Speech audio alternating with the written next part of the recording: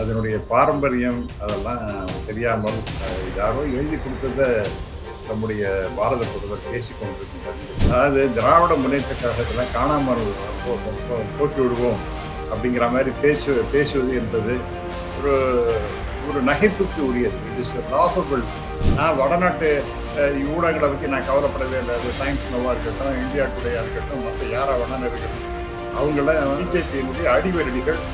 அவங்க என்ன சொல்றாங்களோ அதுதான் சரி. 24 மணி நேரம் பிஜேபி புகழ் பாடிக்கொண்டிருப்பவர்கள் என்ன யார் ஜெயிப்பாங்க அப்படிங்கிறதுக்காக ஒரு சர்வே நடத்துறதுன்னு பைத்தியகாரணமான திராவிட முன்னேற்ற கழகத்துக்கு ஈக்குவலாக இருக்கக்கூடிய ஒரு கட்சிங்கிறது பார்த்தீங்கன்னா டெஃபினட்டா அதிமுக தான். இதெல்லாம் என்ன சார் அது கேலி கூத்துகள் நடந்து கொண்டிருக்குன்னு அது ஒரு மனசாட்சியை விட்டு ஒரு அர்த்தமில்லாத ஆபத்தான சர்வே எல்லாம் தமிழ்நாட்டில் இருக்கக்கூடிய ஊடகங்கள் முக்கியமான ஊடகம் இதெல்லாம் வெளியிட்டுக் கொண்டிருக்கின்றது என்றால் திரு அண்ணாமலை அவர்கள் கடுமையாக உழைத்துக் கொண்டிருக்கின்றார் என்பது உண்மை. அவர் நிறைய பொய்யெல்லாம் சொல்வார். அப்புறம் வாய்ச்சவடாலாம் ஏதோ அந்தந்த நேரத்துக்கு ஏதோ வந்ததை பேசுவார். அவர் கன்னியாகுமரியெல்லாம் விஜயதரணி ஒன்று நிறுத்த போறாங்கன்னு விஜயதரணி நிறுத்தினா டெஃபினட்டா அவங்க தோத்து போயிடுவாங்க. என்ன பிஜேபிக்காரங்களே வேலை செய்ய மாட்டாங்க. பட் ஓவரால் என்னை பொறுத்த வரைக்கும் by all probability DMK will sweep the election அப்படின்னு தான் எனக்கு தோன்றது. அதாவது டிஎம்கே பொறுத்த வரைக்கும் நான் பார்க்கறது என்னன்னா, அவங்கள நீங்க ரொம்ப அடிச்சிங்கன்னா ரொம்ப கடுமையாக தாக்குறது அப்படின்னு ஆரம்பிச்சா அது அரசியல் ரீதியாக அவங்க வீர் கொண்டு எழுதிடுவாங்க. ஆனா இதை பொய்யான தகவல் அதெல்லாம் அங்கே பேசிட்டு இங்க ஒன்றும் எஃபெக்டே இருக்காது சார். அவங்க என்னதான் கிராங்கரான்னு கேட்டுட்டு இருப்பாங்க. இந்திரா காந்தி பீரியட்ல இருந்திருக்குங்கிறது எல்லாருக்கும் தெரியும். ஆனா இந்த அளவுக்கு படும் மோசமான அரசியலை நான் பார்த்ததே கிடையாது. Asset for BJP is mister Modi. அவருக்கு தனிப்பட்ட முறையில் யாரும் அவர் குறை சொல்ல முடியாது. அவர் இங்கே லஞ்சம் வாங்கினார், அங்கே வீடு கட்டிட்டார், அது பண்ணிட்டார், அதெல்லாம் ஒன்றும் கிடையாது. ட்ரெஸ் என்ன பண்ணிட்டு இருக்காரு, ஜம்முன்னு நடந்து வர போறார், அதெல்லாம் இருக்கலாம் முடிய. இதையும் தாண்டி எதிர்கட்சிகள் ஜெயிச்சாங்கன்னா மிகப்பெரிய ஒரு உலகத்தின் 8வது அதிசயமாக தான் நான் அதை பார்க்கிறேன். வணக்கம் நண்பர்களே. திமுக காணாமல் போய்விடுமா? திரு மோடியின் பேச்சு எதை காட்டுகிறது? பாஜக வலுப்பெறுமா? இதை பற்றி பேசுவதற்காக அரசியல் விமர்சகரும் பொருளாதார நிபுணருமான டாக்டர் ராமசுப்ரமணியன் நம்முடன் இணைகிறார். வணக்கம் டாக்டர் ராமசுப்ரமணியன். வணக்கம் மிஸ்டர் நிஜந்தன். திமுக காணாமல் போயிருமா? மோடி சொல்றாரு. அதாவது அதனுடைய பாரம்பரியம் அதெல்லாம் தெரியாமல் யாரோ எழுதி கொடுத்தத நம்முடைய பாரத பிரதமர் பேசிக் கொண்டிருக்கின்றார். இங்கே தமிழ்நாட்டில் இருக்கிற பாஜக காரர்கள் எதையோ எழுதி கொடுக்கிறார்கள். அதெல்லாம் அதனுடைய அர்த்தத்தை புரிந்து கொள்ளாமல் அவர் ஏதோ பேசிக் கொண்டிருக்கின்றார் என்றுதான் நம்புகிறேன். அவருக்கு ஒரு மிக முக்கியமான தலைவர் அவர் இந்தியாவில். In fact tallest leader in India, most popular leader even in the world. அப்படி இருக்கக்கூடியவருக்கு இங்கே கடன் நிலவரத்தை சரியாக எடுத்து சொல்லவில்லை என்பதுதான் புரிகின்றது. அதாவது திராவிட முன்னேற்ற கழகத்தில் காணாமல் போக்கி விடுவோம் அப்படிங்கிற மாதிரி பேசுவது என்பது ஒரு ஒரு நகைப்புக்கு உரியது. இட் இஸ் லாஃபபிள் மேட்டர் அப்படின்னு தான் நான் சொல்லுவேன். ஒழிய நிச்சயமாக அதெல்லாம் ஒரு அர்த்தமே கிடையாது என்றுதான் என்னுடைய கருத்து சார். முக்கியமாக இந்த மீட்டிங்ல 2 நாள் ஒரு மீட்டிங்ல, ஒன்று பல்லடம்ல, இன்னொரு திருநெல்வேலியில, அந்த மீட்டிங்ல எல்லாமே அவர் இனிப்பான மக்கள், நெல்லை மக்கள், அல்வாவி போன்ற இனிப்பான மக்கள் அப்படிங்கிறாரு.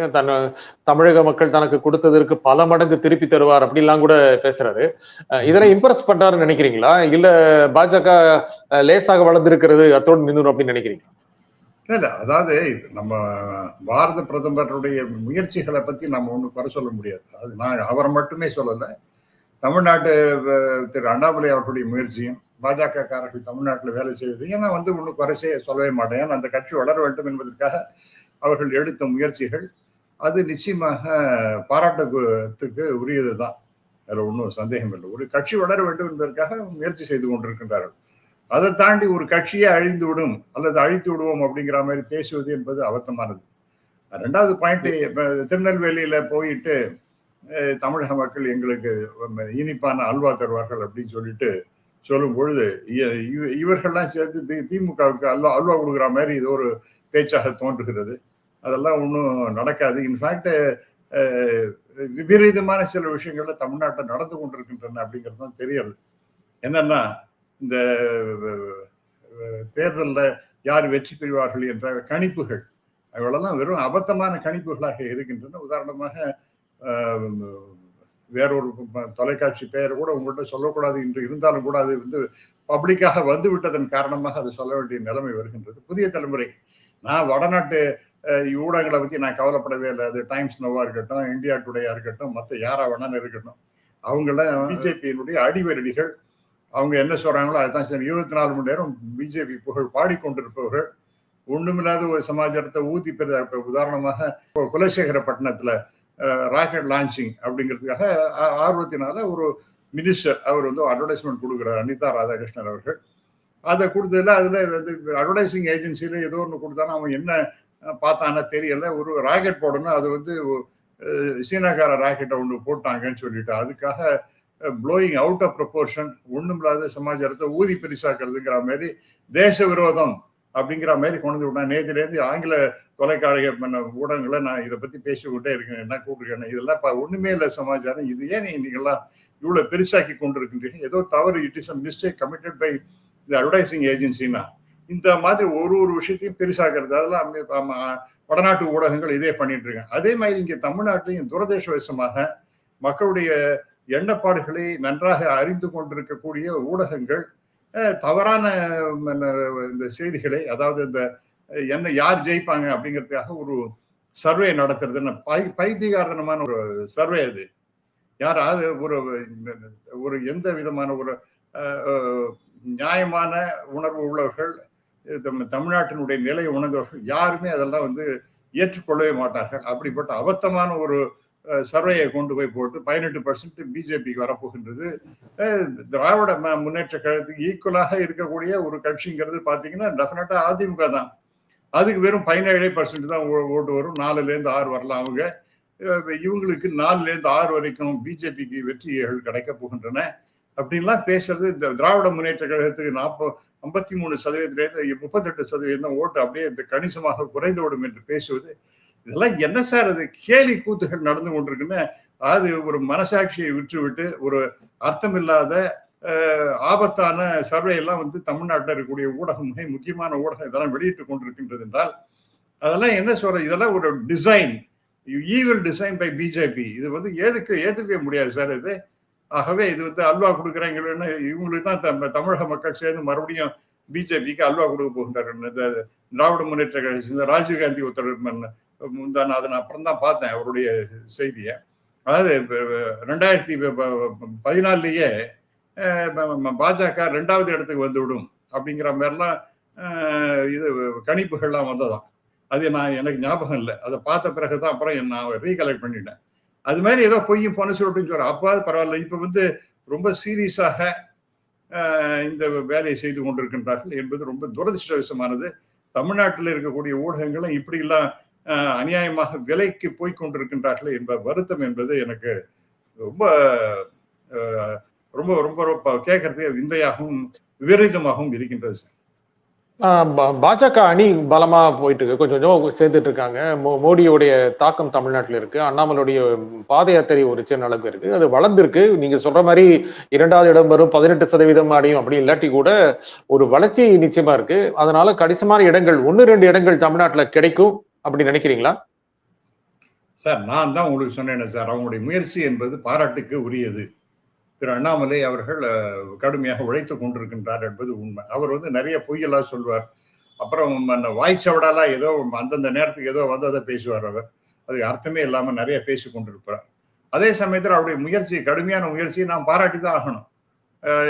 இந்த அதே மாதிரி அவர் நேற்றுக்கு நம்முடைய பாரத பிரதமர் அழைத்து 2 நாளைக்கு இங்கே விஜயம் செய்ய வைத்து அது பரப்புரையெல்லாம் செய்ய வைத்ததுங்கிறதுல இந்த ஒன்றும் தவறே கிடையாது. பாஜக தலைவர் என்கின்ற முறையிலும் பாரத பிரதமர் என்கிற முறையில் நம்ம திரு மோடி அவர்கள் இங்க வந்து பேசிட்டு போனதெல்லாம் நாம் குறை காண இயலாது. ஆனா அவருக்கு நிறைய விஷயங்களை பொய்யான தகவல்களை கொடுத்து கொண்டிருக்கின்றார்கள். அதனால நீங்க என்ன நினைக்கிறாப்புல ஒரு 1-2 ஒரு மணி நிச்சயமா என்ன பொறுத்த வரைக்கும் சார், இன்னைக்கு டெஃபினட்டா சில இடங்கள்ல ஃபைட் இருக்கு. உதாரணமாக ராமநாதபுரம் எடுத்துட்டீங்கன்னா அங்க வந்து நிச்சயமாக 2 இஸ்லாமியர்கள் போட்டி போட போறாங்க. ஒண்ணு வந்து திமுக சார்பாக ஒண்ணு, அடுத்தது நிச்சயமாக எனக்கு அன்வர்ராஜா அங்கே போட்டி போட வரான்னு எனக்கு சந்தேகமா இருக்கின்றது. Most probably he may contest there on behalf of ADMK. அதை தாண்டி பிஜேபி அங்க இடத்துல நிற்கிறதுன்னு சொன்னா அங்க மும்முனை போட்டி என்று வருகின்ற நேரத்தில் 2 இஸ்லாமியர்கள் குழு அப்படியே வந்து தனியா தனியா பிரியும் பொழுது அங்க அதிகமாக அடுத்த அளவில் இருக்கக்கூடிய அந்த ஹிந்துக்கள் ஓட்டு அப்படிங்கிறது அங்க கன்சாலிடேட் ஆனா there is a slim possibility in Ramanathapuram அப்படிங்கிறத நான் சொல்றேன். மற்றபடி எங்கேயும் அங்க வெற்றி பெறுவதற்கு வாய்ப்பே கிடையாது. பிகாஸ் கோயம்புத்தூர்ல இருக்கு, கன்னியாகுமரியில் இருக்கு அப்படின்லாம் நிறைய பேசிட்டு இருக்கலாம். கன்னியாகுமரியெல்லாம் விஜயதரணி ஒன்று நிறுத்த போறாங்கன்னு, விஜயதரணி நிறுத்தினா டெஃபினட்டா அவங்க தோத்து போயிடுவாங்க. ஏன்னா பிஜேபி காரங்களே வேலை செய்ய மாட்டாங்க. இன்னைக்கு திடீர்னு வந்த இந்த அம்மாவுக்கு இத்தகைய ஒரு பொறுப்பு கொடுக்கின்றார்களே, அவங்களுக்கு வந்து சீட்டு கொடுக்குறார்களே, என்ன டெஃபினட்டா எதிர்ப்பு இருக்கும். ஈவன் திரு பொன் ராதாகிருஷ்ணன் அவர்கள் கூட இதெல்லாம் விரும்பவே மாட்டார். அவரை வந்து வெளிப்படையாக அதுக்கெல்லாம் கருத்து சொல்லாமல் இருந்தாலும் கூட அவருடைய ஆதரவாளர்கள் டெஃபினட்டா ஒத்துப்போக மாட்டாங்க. இந்து முன்னணி ஒத்துப்போக மாட்டாங்க. ஆர்எஸ்எஸ் காரர்கள்லாம் டெஃபினட்டா இந்த அம்மா ஆதரிக்க மாட்டார்கள். அதனால if at all there is a possibility, அங்கே கன்னியாகுமரி இருந்து அந்த கன்னியாகுமரி இந்த அம்மா கொண்டு நிறுத்தினாங்க, definitely there is absolutely no possibility at all. அப்புறம் Coimbatore it is a tough fight. I mean பிஜேபிக்கு எப்பவுமே கொஞ்சம் செல்வாக்கு அதிகம் தான். ஆனா வெற்றி பெறுகின்ற அளவிற்கு இருக்காது. டெஃபினட்டா வெற்றி பெறுகின்ற அளவிற்கு அங்க வந்து அவங்களுக்கு தனியாக நின்று வெற்றி பெறுவதற்கு ஏடிஎம்கேயோட இருந்தாங்கன்னா that is a different story.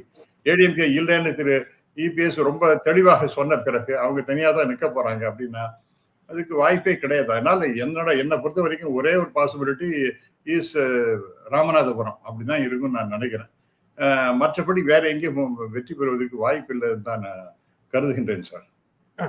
ஆனா அதிமுக திமுகவுக்கு மிக சரியான சவால், டஃப் ஃபைட் கொடுக்கும் அப்படின்னு நினைக்கிறீங்களா? பல தொகுதிகள்ல ஒரு சில தொகுதிகள் உதாரணமாக போன தடவையே வந்து வேலூர்ல மிகப்பெரிய போராட்டத்திற்கு பிறகுதான் திமுக ஜெயிச்சது. ஒரு 8000 ஓட்டு வித்தியாசம் தான் ஜெயிச்சது. அதனால அங்க வந்து எப்படி போகும்னு சொல்ல முடியாது. பிகாஸ் அங்க கணிசமான ஓட்டு இஸ்லாமியர்கள் இருக்கின்றார்கள். இப்ப இஸ்லாமியர்கள் ஒரு பகுதியினர் அதிமுகவுக்கு வாக்களிப்பதாக உறுதி அளித்திருக்கின்றார்கள் என்பதையும் நாம் பார்க்கின்றோம். ஆனால் அந்த இடத்துல கொஞ்சம் டஃப் ஃபைட் இருக்கலாம். அதே சமயத்துல திருமாவளவன் அவர்கள் வந்து நான் வந்து பானையில் தான் நிற்க போறேன், அதுவும் சிதம்பரத்தில் நான் நிற்க போறேன் அப்படிங்கிற மாதிரி சொல்வது என்பது எனக்கு அங்கிருந்து வரக்கூடிய தகவல், சிதம்பரம் பக்கத்திலிருந்து வரக்கூடிய தகவல் பார்த்தீங்கன்னா அது அவருக்கு சரியான இடம் இல்லையோ என்று நான் கருதுகிறேன். பானையில போனது நின்றுட்டு 3000 ஓட்டுல ரொம்ப போராடி ஜெயிச்சவர் அவர். கடைசியில யார் ஜெயிச்சாங்க தெரியாத அளவிற்கு பிறகு கடைசியில அவர் வெற்றி பெற்றார் என்று அறிவிக்கப்பட்டது. ஆகவே அங்கேயும் கொஞ்சம் டஃப் ஃபைட் இருக்கலாம். பட் ஓவரால் என்னை பொறுத்த வரைக்கும் by in all probability DMK will sweep the election அப்படின்னு தான் எனக்கு தோன்றது. 1-2 போறதுக்கு வாய்ப்பு இருக்கின்றது என்று கருதினாலும் கூட கடைசி நேரத்தில் அவங்க வந்து அதாவது டிஎம்கே பொறுத்த வரைக்கும் நான் பார்க்கறது என்னன்னா, அவங்கள வந்து நீங்க ரொம்ப அடிச்சிங்கன்னா ரொம்ப கடுமையாக தாக்குறது அப்படின்னு ஆரம்பிச்சா அது அரசியல் ரீதியாக அவங்க வீர் கொண்டு எழுதிடுவாங்க. அப்ப கடைசி நேரத்தில் அவங்களுடைய அந்த ஸ்ட்ராட்டஜி எல்லாம் எப்படி இருக்குன்னு சொல்ல முடியாது. அவங்கெல்லாம் ஒத்துமையா வந்து கடைசியில வெற்றி பெறுவதற்கு எல்லா வழிவகையும் செய்து விடுவார்கள். இப்ப அடுத்து பாத்தீங்கன்னா அதனால டிஎம்கே ஜெயிக்கிறதுக்கு 40க்கு 40 வெற்றி பெற்றார் என்றால் நான் வந்து ஆச்சரியப்பட மாட்டேன். பிகாஸ் அவங்களுடைய ட்ராக் ரெக்கார்ட் அப்படி. அதனால திமுகவை அழித்து விடுவோம், ஒழித்து விடுவோம், 2024 அப்புறம் காணா போயிடும் அப்படின்னு பேசுவதெல்லாம் கற்பனை. அது ஒரு அதீதமான கற்பனையாக நான் பார்க்கின்றேன்.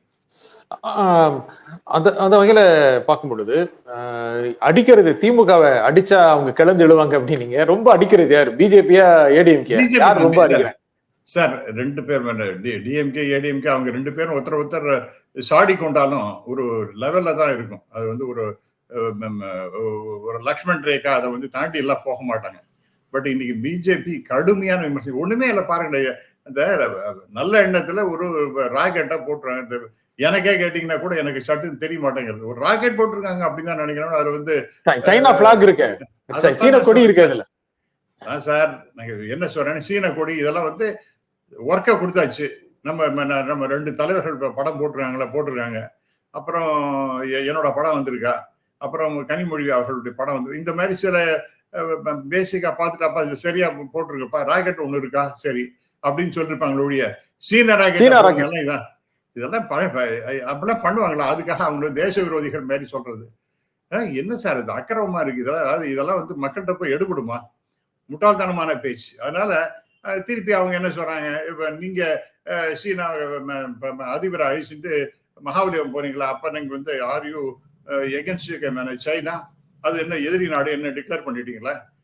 அப்புறம் அருணாச்சல் பிரதேஷ்லயும் லடாக்லயும் நீங்க இடத்தெல்லாம் தாரவார்த்துட்டீங்களே, அதுவும் குறிப்பாக டாக்டர் சுப்பிரமணிய சாமி போட்டு தாக்குன்னு தாக்குறாரு, நீங்க கொடுத்துட்டீங்களேன்னு கேட்கிறார். அதுக்கெல்லாம் ஒன்றும் பதிலே கிடையாது. அப்ப அது என்னாச்சு? அதே மாதிரி புல்வாமா அட்டாக்ல என்ன நடந்தது? ஆகவே நீங்க தான் தேசபக்தி உள்ளவர்கள், மற்றவங்களும் தேச விரோதிகள் மாதிரி சித்தரிப்பது என்பது தவறானது. அண்ட் டிஎம்கே 63 நாங்க வந்து தனி நாடெல்லாம் விட்டுடுறோம், இந்திய நாட்டினோட ஒருமை தான் முக்கியம், ஒருமைப்பாடு தான் முக்கியம் அப்படின்னு சொன்னது. அதே மாதிரி 71 இருக்கட்டும், அதற்கு பிறகு நடந்த பல்வேறு போர்களாக இருக்கட்டும், எல்லாத்திலும் எவ்வளவு தூரம் வாரி வழங்கும் வள்ளலாக திராவிட முன்னேற்ற கழகம் இருந்திருக்கின்றது எல்லாம் பார்க்கணும். அதனால அவங்கள போய் கடுமையாக குறை சொல்வது, அவங்கெல்லாம் வந்து தேச விரோதிகள் மாதிரி என்பது சித்தரிப்பது என்பது வெறும் கேவலமான பேச்சு. இதுதான் நான் சொன்னேன், trying to attack BJP DMK without any rhyme or reason. ஒண்ணு அர்த்தமே இல்லாம அபத்தமா வந்து அவங்கள போட்டு தாக்குறதுன்னா இதெல்லாம் ஏற்கவே முடியாது சார். அந்த அளவுக்கு இவ்வளவு கீழ்த்தரமாக டிஎம்கே ஏதாவது சொற்போர் வேணா இருக்கலாம் ஒழிய, இந்த மாதிரிலாம் கடுமையான ஆதாரமற்ற அநியாயமான அபாண்டமான குற்றச்சாட்டுகள்லாம் டிஎம்கே ஏடிஎம்கேல வைக்கிறது, ஏடிஎம்கே டிஎம்கேல வைக்கிறது செய்ய மாட்டாங்க. இதெல்லாம் அடிப்படையாக செய்து கொண்டிருப்பது என்பது பிஜேபி மட்டும்தான். அது வந்து பேக் ஃபயர் ஆகும் பிஜேபி. ஆனா அடி அடிச்சாதானே பிஜேபி வளர முடியும் தமிழ்நாட்டுல. திமுக இந்த அடி அடிச்சாதானே முடியும் அப்படின்னு நீங்க நினைக்கிறீங்க சார்? இது வந்து மக்கள்கிட்ட எடுபடுமா சார்? ஏன் பிளாக் எல்லாம் பத்தி நீங்க பேசினீங்கன்னா நான் கேட்கிறேன், நீங்க என்ன இப்ப பரம யோகியர்களா, மனித புனிதர்களா? இவங்கெல்லாம் இதுல யாரும் வந்து தேச விரோதம் அப்படின்லாம் சொல்ல மாட்டாங்க.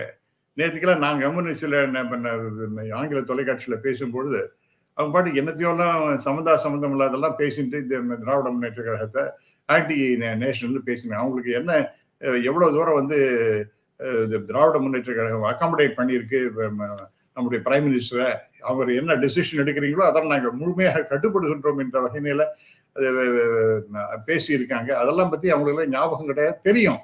ஆனா இதை பொய்யான தகவல் அதெல்லாம் அங்கே பேசிட்டு இங்க ஒன்றும் எஃபெக்டே இருக்காது சார். அவங்க என்னதான் கிராங்கரான்னு கத்திட்டு இருப்பாங்க. அதெல்லாம் வந்து இங்க ஒன்றும் பிரயோஜனப்படாது. அதே தமிழ்நாட்டை பொறுத்த வரைக்கும் நிச்சயமாக இந்த மாதிரி சார்ஜஸ் அகென்ஸ்ட் டிஎம்கே வச்சு அது எடுபடாது.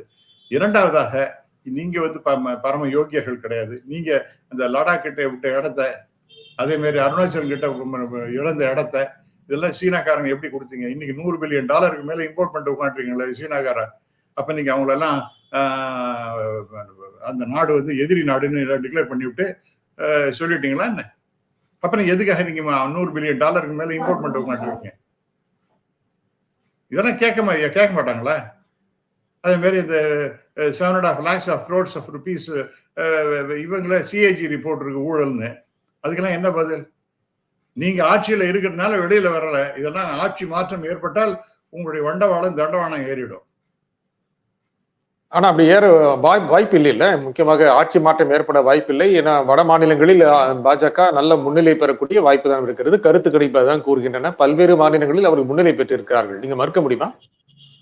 நான் அதெல்லாம் சொல்ல sir, there is every possibility. நான் இதை பல முறை சொல்லிட்டு இருக்கேன். பிஜேபியை பொறுத்த வரைக்கும் ஒரு முக்கியமான பர்சனாலிட்டி யாருன்னு பார்த்தீங்கன்னா, கட்சியை விட மிகப்பெரிய ஆளுமையாக இருப்பதுங்கிறது திரு மோடி அவர்கள். அவருடைய பிம்பம் ரொம்ப பெருசா இருக்கு. அதனால அவருக்கு ஏத்தாப்புல மோடி வர்சஸ் ஹூ அப்படின்னு கேட்கும் பொழுது அடுத்த 2வது ரொம்ப தூரத்துல தான் திரு ராகுல் காந்தி அவர்கள் இருக்கின்றார்.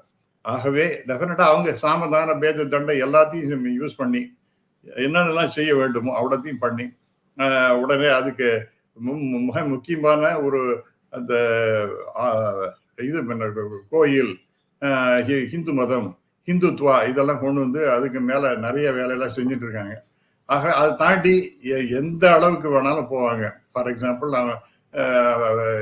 வெஸ்ட் இது மகாராஷ்டிரால முக்கியமான தலைவர்கள் தான் இழுத்துட்டாங்க. அவங்களுக்கு உடனே போஸ்ட் என்னன்னா ராஜ்யசபா மெம்பருங்கிற மாதிரி கொடுத்தாச்சு.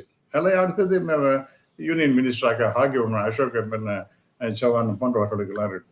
அது மாதிரி பல பேரை எழுதிட்டு இருக்காங்க. ஹிமாச்சல் பிரதேச காது கம்மன் இழுத்து மூடணுங்கிறதாக கடுமையாக முயற்சி செய்து கொண்டிருக்கிறார்கள். இந்த ஆட்சி கவுத்தணும்னு இதெல்லாம் அதாவது ரொம்ப அக்கிரமா இதுவரைக்கும் நான் பார்த்ததில்லை சார். என்னுடைய அரசியல் வாழ்வில் இதை நான் ரொம்ப காலமா நான் பார்த்துட்டு இருக்கேன். இந்த அரசியலை பார்த்து கொண்டிருக்கின்றேன். இந்த மாதிரி படு மோசமான அரசியல் நான் பார்த்ததே கிடையாது. இந்திரா காந்தி பீரியட்ல இருந்திருக்குங்கிறது எல்லாருக்கும் தெரியும். ஆனா இந்த அளவுக்கு படு மோசமான அரசியலை நான் பார்த்ததே கிடையாது. அதனால அவங்களுக்கு இந்த மாதிரி யாரெல்லாம் பிளையபிளா இருக்காங்களோ, யாரெல்லாம் இழுக்க வேண்டும் என்று நினைக்கின்றார்களோ அவர்களுக்கு என்னென்ன ஆஃபர்ஸ் நான் கொடுக்கணுமோ அதெல்லாம் கொடுத்து அவங்களுக்கு தன் பக்கம் இழுத்து கொண்டு இருக்குங்கிறது. அது கிட்டத்தட்ட பாஜகங்கிறது ஒரிஜினல் பாஜக இல்லை சார். பாதி பாஜக பாதி காங்கிரஸ். 450 பேருக்கு மேல இது வரைக்கும் எம்எல்ஏஸ் எழுதிருக்காங்கன்றாங்க. எல்லாம் கேவலமா இல்லை இதெல்லாம். அது வந்து பாஜகவா? அதுல இருக்கக்கூடிய பாதி பேர் காங்கிரஸ்காரன். சோ பாஜக காங்கிரஸ் கட்சி அப்படின்னு வேணா வச்சுக்கலாம் அவங்க. வட மாநிலங்கள்ல ஒரு கணிசமான வெற்றி, ஒரு 300+ வந்து நினைக்கிறீங்களா? பிஜேபி 300+ வருமானம்லாம் என்னால சொல்ல முடியாது சார். டெஃபினட்டா வந்து சிங்கிள் லார்ஜஸ்ட் பார்ட்டியா வரலாம். அவங்களுக்கு இண்டிபெண்டா அவங்களுக்கு மெஜாரிட்டி கிடைக்கிறதுக்கு வாய்ப்பு இருக்கின்றது என்றது அதை நான் வந்து இல்லைன்னு சொல்ல முடியல. 272 தாண்டிடுவாங்களா? 272 தாண்டிடுவாங்களா பிஜேபி மட்டும்? வரதுக்கும் வாய்ப்பு இருக்கு. நான் இல்லைன்னு நான் சொல்லவே இல்லையே. டெஃபினட்டா வருவதற்கு வாய்ப்பு இருக்குல்ல. அல்லது ஒரு 230 240 அப்படி வருவதற்கும் வாய்ப்பு இருக்கின்றது. அதற்காக அவங்க சொல்றாங்க 370 400 அப்படின்லாம் பேசியிருந்தோம். இப்பெல்லாம் அவ்வளோலாம் வருமா எனக்கு தெரியல. ஏன்னா இப்போ எதிர்கட்சிகள்லாம் they are understanding the importance of டுகெதர்னஸ். இப்போ வெஸ்ட் பெங்காலே அந்த அக்செப்டன்ஸ் வந்துடும் நான் நம்புறேன். இப்படி பார்த்தீங்கன்னா டெஃபினட்டா எதிர்கட்சிகளும் இப்போ இந்த போன தடவை மாதிரி இல்லாமல் ஒரு ஸ்பிரிட்டட் ஃபைட்டு கொடுப்பார்கள் என்று நம்புகிறேன். அதனால 370 டெஃபினட்டா வராது. அது உடனே அதாவது சைக்கலாஜிக்கலாவே எடுத்த உடனே before the start of the war நீங்க தோத்து போயாச்சுங்கிற மாதிரி ஒரு பிம்பத்தை கட்டமைக்கிறதுக்காக பிஜேபி பல யுக்திகள்லாம் செய்து கொண்டிருக்கின்றார்கள். அதுதான் 370 400 அப்படி எல்லாம் பேசுறது. அதெல்லாம் டெஃபினட்டா நடக்காது. But there is every possibility. Single largest party 230 240 வரலாம். அல்லது நீங்க சொன்னது போல ஒரு சிம்பிள் மெஜாரிட்டி 272க்கு அதை டச் பண்றது கூட வருவதற்கு வாய்ப்பு இருப்பதாக தான் நான் கருதுகிறேன். அதுக்கு இப்போ இருக்கிற காலத்துல என்ன பண்ணுவாங்க? முக்கியமாக 2019 சொல்லப்பட்ட குற்றச்சாட்டு என்னன்னா புல்வாமா. அது வந்து அது மிகப்பெரிய ஒரு மாற்றத்தை கொடுத்தது, ஒரு திருப்பு முனை கொடுத்தது அப்படின்னு பிஜேபிக்கு. இப்போ மிச்சம் இருக்கிற இன்னொரு 15-20 நாட்கள், தேர்தல் அறிவிப்புக்கு ஒரு 10-15 நாட்கள் இருக்கு. என்ன உத்திகள் கையாளுவாங்க நினைக்கிறீங்க கன்சாலிடேட் பண்ணிக்கிறதுக்கு தங்களை? ஆல்ரெடி வந்து இந்த ராமர் கோயில் அப்படிங்கிறது ரொம்ப பெருசா போயிடுது சார். அது வடநாட்டில் பொறுத்த வரைக்கும் அது டெஃபினட்டா எல்லாருமே பேசுறது என்னன்னா, வடநாட்டில் சாதாரண சாமானிய மக்கள்லாம் கூட they are talking about Rama Janmabhoomi, அந்த கோயில் கட்டினது, அதெல்லாம் பற்றி பெருமையாக பேசிக் கொண்டிருக்கின்றார்கள். தெருவில் நடந்து கொண்டு ஒருத்தர் ஜெய் ஸ்ரீராம் என்று ஒருத்தர் ஹலோ குட் மார்னிங் அப்படின்னு நம்ம சொல்ற மாதிரி அவங்க ஜெய் ஸ்ரீராம் சொல்ற அளவுக்கு வந்துட்டாங்க. அந்த அளவுக்கு அது பெரிய தாக்கத்தை ஏற்படுத்தி கொண்டு இந்த எல்லா இடத்துலேருந்தும் ரயில் விட்டுட்டு இருக்காங்க. அவங்க பாட்டு இலவசமாக பயணம் செய்து அயோத்திக்கு போய் பார்த்து கொண்டு வருகின்றார்கள். ஸோ அது நிச்சயமா மிகப்பெரிய தாக்கம் இருக்கின்றது. அந்த அயோத்தி கோயில் கட்டினதுங்கிறது மிகப்பெரிய பிளஸ் பாயிண்ட் ஃபார் பிஜேபி. அடுத்ததாக இப்ப வந்து விலைவாசி ஏற்றம் அப்படிங்கிறது மக்களுக்கு பெரிய அளவு இருக்கு. அது கடைசியில என்ன ஆகும்னா சார், இந்த நம்ம இந்தியாவை பொறுத்த வரைக்கும் துரதிருஷ்டவசமானது, குறிப்பாக வடநாட்டில் இருக்கக்கூடியவர்களுக்கு இந்த மதம் என்பது மிகப்பெரிய அளவிற்கு மதமான இப்படியாவது இருக்க வேண்டும், நானும் நீங்களும் பேசிட்டு உட்காந்துருக்கலாம் ஒழிய அங்க அந்த மத துவேஷம் ரொம்ப அதிகமா இருக்கனால இந்து மதம் அப்படின்னு சொல்லிட்டு அந்த இந்து ஓட்டை கன்சாலிடேட் பண்ணினதுங்கிறது பிஜேபி ஒரு பெரிய அளவிற்கு வெற்றி பெற்று இருக்கின்றது என்பதில் சந்தேகமே கிடையாது. அதாவது அது ஒரு பெரிய அட்வான்டேஜ். அதுக்கப்புறம் ஒரு பெரிய asset for BJP is mister Modi. அவருக்கு வந்து தனிப்பட்ட முறையில் யாரும் அவர் குறை சொல்ல முடியாது. அவர் வந்து இங்கே லஞ்சம் வாங்கினார், அங்கே வீடு கட்டிட்டார், அதை பண்ணிட்டார், அதெல்லாம் ஒன்றும் கிடையாது. ஏதோ ட்ரெஸ் நல்லா பண்ணிட்டு இருக்கார், ஜம்முன்னு நடந்து வரார் போறார், அதெல்லாம் இருக்கலாம் மொழிய. அதுவும் எளிமையான சாப்பாடு கூட அவருக்கெல்லாம் ஒன்றும் பெருசாக கிடையாதுலாம் சொல்றாங்க. ஸோ நீங்க தனிப்பட்ட முறையில் என்ன அவரை நீங்க குறை சொல்ல முடியும்? அதுக்கு அடுத்து இப்போ ஜெயிச்சு வர்றார், ஒரு 75 வயசாச்சு, ரிட்டையர் ஆகிட்டார்னா he will peacefully retire, happily நான் நல்ல காரியம்லாம் பண்ணியிருக்கேன், வெற்றியோடு தான் நான் வெற்றி கிழிப்போடு நான் வந்து விடைபெறுகிறேன்னு சொல்லிட்டு போடுற வழி அவரை வந்து பணத்தை சம்பாதிச்சுட்டார், வீடு கட்டிட்டார், அதை பண்ணாரு, இது பண்ணாரு, யாரும் சொல்ல முடியாது. அந்த மாதிரிலாம் அவரை பத்தி தனிப்பட்ட முறையில் அவரை பத்தி நீங்க குறையே சொல்ல முடியாது. ஆகவே அது ஒரு மிகப்பெரிய அந்த அவருடைய பர்சனாலிட்டி இருக்க, அது it is a very big attraction sir. அதனால எல்லாருமே என்ன சொன்னாங்க, வடநாட்டில் இருக்கக்கூடிய பேசுறேன் சார், நாங்க ஓட்டு போடுறதுனா என்ன சார், மோடிக்காக போட போறோம் சார் அப்படின்றாங்க. ஸோ அது அவர் பெரிய, ரொம்ப பெரிய அசெட் ஃபார் பிஜேபி சார். இந்த பொருளாதார ரீதியில் ரொம்ப பலமா இருக்கா நாடு? நீங்க அதெல்லாம் ஒண்ணும் இல்ல சார். தொடர்ந்து அதெல்லாம் இல்ல. அது லீவ் தட் அசைட். அது வந்து நம்ம நிறையவே பேசியிருக்கோம். அண்ட் மறுபடியும் நான் சொல்றேன், பொருளாதார ரீதியாக இவங்க இது 5வது இடத்துக்கு போயிட்டோம், 3வது இடத்துக்கு போயிடுவோம் அப்படின்லாம் இதெல்லாம் வந்து புருடாலாம் விட்டுட்டு இருப்பாங்க. அதெல்லாம் வந்து தனிப்பட்டவருடைய வருமானம் இன்க்ரீஸ் ஆகாத வரைக்கும், நீங்க வந்து தனி மனித வருமானம் இன்க்ரீஸ் ஆகாத வரைக்கும் நீங்க வந்து பெரிய வளர்ச்சி சொன்னா அதெல்லாம் அர்த்தமே இல்லை. And moreover I have lost faith in the details and statistics given by these government. எல்லாத்தையும் ஃபட்ஜ் பண்ணிட்டு இருக்காங்க. அதாவது பட்ஜெட்டா இருக்கட்டும் அல்லது அந்த சிஎஸ்ஓட டீடைல்ஸா இருக்கட்டும், எல்லாத்தையும் நீங்க அதுதான் முடிவானா நம்பவே முடியாது. மாத்தி மாத்தி மாத்தி மாத்தி சொல்லிட்டே இருக்காங்க. அதனால இது வரைக்கும் அந்த மாதிரி நான் பார்த்ததே கிடையாது சார். அந்த ஒரு ஃபிகரை சொல்ல வேண்டியது, கொஞ்ச நாள் கழிச்சு அது இல்லைங்கிறது, அப்போட மாத்துறது, அப்புறம் இன்னொரு காலத்துல வேற ஒரு ஃபிகரை சொல்றது, திருப்பி திருப்பி எத்தனை தடவை சொல்லிட்டே இருப்பாங்க. எத்தனை தடவை ஒரே ஃபிகரையே மாத்தி மாத்தி மாத்தி மாத்தி பேசுவாங்க. அதனால இது வந்து டோட்டல் என்ன, இப்ப நேத்தி சொல்றாங்க 5% ஏழ்மை என்பது வெறும் 5% தான் இருக்குன்றாங்க. ஒரு 2 மாசம் முன்னாடி 11% மேல இருக்குன்றாங்க. திடீர்னு அது எப்படி 5ஆ குறைஞ்சது? ஏதாவது ஜாது மந்திர தந்திரம் பண்ணி குறைச்சாங்களா? ஏதாவது பெரிய அற்புதம் நிகழ்ந்து அந்த 11ங்கிறது 5ஆ மாறிடுதா? அப்சல்யூட்லி அன்ரிலையபிள் டேட்டா, பொய்யான தகவல்கள். அதுக்கு தகுந்தாப்புல ஊதுகுழல்கள் உங்களுக்கு பேப்பர்களும் ஊடகங்களும் இருக்கின்றன. இது இந்த இந்த கட்டமைப்பில் அவங்களுக்கு பெரிய அளவுக்கு ஜெயிச்சுள்ளான்னு பாக்குறாங்க. பொறுத்திருந்து பார்ப்போம். இதையும் தாண்டி எதிர்கட்சிகள் ஜெயிச்சாங்கன்னா மிகப்பெரிய ஒரு உலகத்தின் 8வது அதிசயமாகத்தான் நான் அதை பார்ப்பேன். சார், இந்த நிகழ்ச்சியில் உங்கள் கருத்துக்களை கூறியமைக்காக டாக்டர் ராம் சுப்பிரமணியன் மிக்க நன்றி. மிக்க நன்றி சார். தேங்க்யூ.